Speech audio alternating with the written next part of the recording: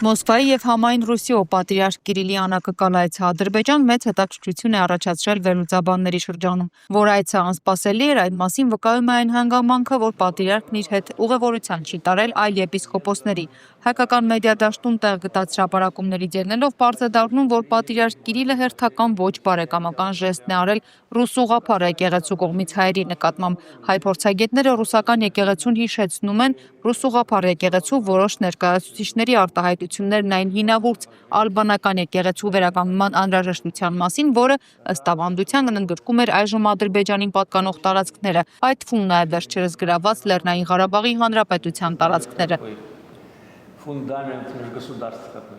Պատրիարք Կիրիլը Բաքու է այցելել Հռոմի Պապի ընտրության նախաշեմին։ Վատիկանը վերջերս Ադրբեջանի տարածքում քրիստոնեական ժառանգությանը նվիրված գիտաժողով էր կազմակերպել, որը զուտ պատմագիտական միջոցառում չէ, գրում է քաղաքագետ Վահրամ Աթանեսյանը։ 44-օրյա պատերազմից հետո Իլհամ Ալիևի կարգադրությամբ ստեղծվել է կրոնական կառույց, որին տրվել է Ուդի աղվանական ուղղափառ եկեղեցի անվանումը։ Այդ կառույցը, սակայն, քրիստոնեական ոչ մի եկեղեցի չի ճանաչել։ Ըստ տեղեկությունների, Ադրբեջանն Ուդի աղվանական ուղղափառ եկեղեցու ճանաչման հարցով բանակցություններ է վարել Կոստանդնուպոլսի հունած տիեզերական պատրիարք Բարդուղիմեոսի հետ, բայց ապարդյուն։ Մոսկվայի եւ համայն Ռուսիո պատրիարքի կողմից Ուդի աղվանական ուղղափառ եկեղեցու ճանաչումը Իլհամ Ալիևին շքեղ նվեր կլինի, բայց այդ դեպքում նա ստիպված կլինի աշխարհաքաղաքական վերջնական որոշում կայացնել եւ միանալ Մեծ Եվրասիային։ Կիևյան Ռուսիայի պատմության մոսկովյան կեղծիքի ճանաչման դիմաց Կիրիլ պատրիարքը կգնա սրբապղծության, կօրինականացնի Ալիևի ստեղծած Ուդի աղվանական ուղղափառ եկեղեցին։ Ադրբեջանի նախագահականի հրապարակման Ալիևների հետ հանդիպման ավարտին Մոսկվայի եւ համայն Ռուսիո պատրիարք Կիրիլը Մեհրիբանին Սուրբ Օլգա իշխանուհու առաջին աստիճանի եկեղեցական շքանշանով պարգևատրել է հասարակության ավանդական արժեքների պահպանման գործում ունեցած ներդրման համար։ Ռուս ուղղափառ եկեղեցու այդ շքանշանը խորհրդանշում է Կիևյան Ռուսիայի իշխանուհի Օլգայի սրբագործությունը, որն նա ցուցաբերել է իբրև պետության կառավարիչ։ Ավանդույթի համաձայն Օլգան իր ամուսնու Իգոր Յուրիկովիչի զոհվելուց հետո ստանձնել է Կիևյան Ռուսիայի կառավարումը մինչև որդու Սվյատոսլավի չափահաս տարիքին հասնելը։ Թվում է Ռուսաստանի ուղղափառ եկեղեցու հոգևոր առաջնորդը Մեհրիբան Ալիևային Սուրբ Օլգա իշխանուհու առաջին աստիճանի շքանշանով պարգևատրելու որոշումը կայացրել է քաղաքական նկատառումներով։ Ընդունել այդ շքանշանը, իսկ պարգևատրման մասին անկասկած Ադրբեջանում իշխող զույգը նախապես տեղեկացվել նշանակում է ընդունել Կիևյան Ռուսիայի քաղաքական եւ քաղաքակրթական ինքնության այն վարկածը, որ պնդում է Ռուսաստանի իշխանությունը, ռուս ուղղափառ եկեղեցին։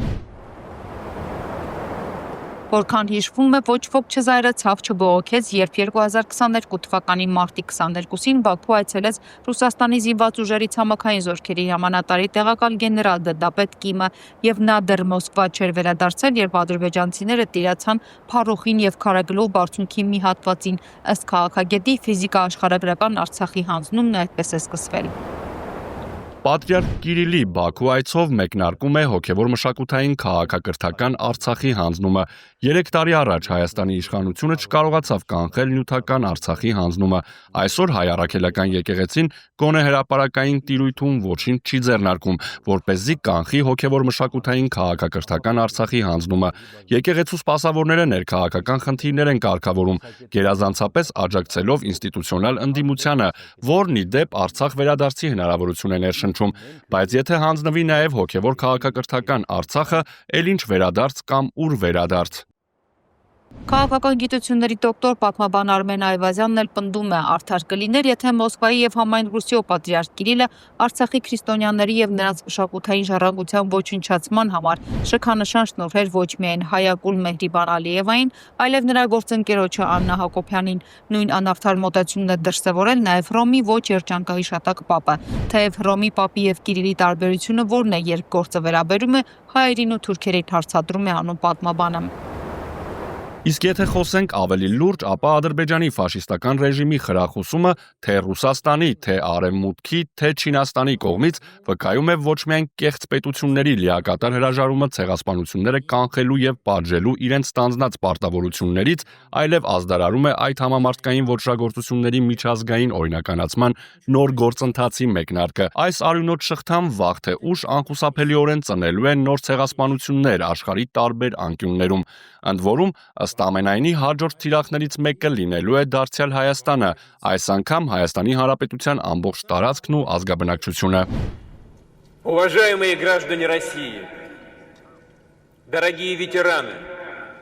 Որոշ հրապարակումների համաձայն էլ պատրիարքը ժամանել է Բաքու Իլհամ Ալիևին հրավիրելու հայրենական պատերազմի հաղթանակի օրվա 80-ամյակի կապակցությամբ։ Մայիսի 9-ի տոնակատարությունների ներկայացուցիչությունն ապահովելու համար Կրեմլը բարդ խնդիրների է բախվում։ Նախ Եվրամիությունը հայտարարեց, որ մայիսի 9-ին քաղաքակիրթ աշխարհը պետք է կանգնի ոչ թե Պուտինի, այլ ագրեսիայի զոհ դարձած Ուկրաինայի նախագահի կողքին։ ԱՄՆ նախագահը մայիսի 8-ը հռչակեց ֆաշիզմի դեմ Միացյալ Նահանգների հաղթանակի օր։ Հնդկաստանի վարչապետը տեղեկացրեց, որ չի մեկնելու Մոսկվա եւ հանկարծակի հոսպիտալացվեց Սերբիայի նախագահը։ Աշխարհաքաղաքական ծանր քաշայիններից Մոսկվա կայցելի միայն Չինաստանի առաջնորդ Սի Ցին Փինը։ переживают за вас и наши ветераны. Ֆրիդա Ղազարյան, Գարիկ Արամյան, TV News։